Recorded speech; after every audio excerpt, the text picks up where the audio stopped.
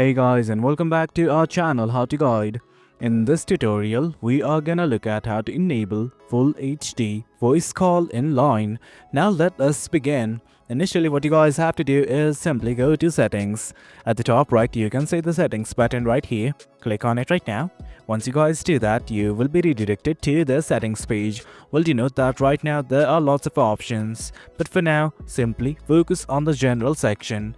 Right here under the general tab, you can see something called as calls. Click on it, and that's it guys. From here, all you guys have to do is simply scroll down once again, and at the very bottom you can see something called as advanced call settings.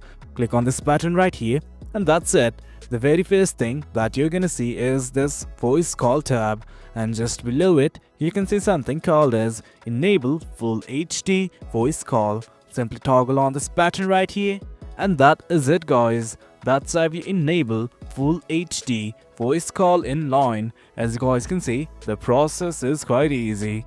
Hope you guys found this very informative, and for more content like this, do remember to hit like, share and subscribe. Your support fuels us. Until next time, thank you.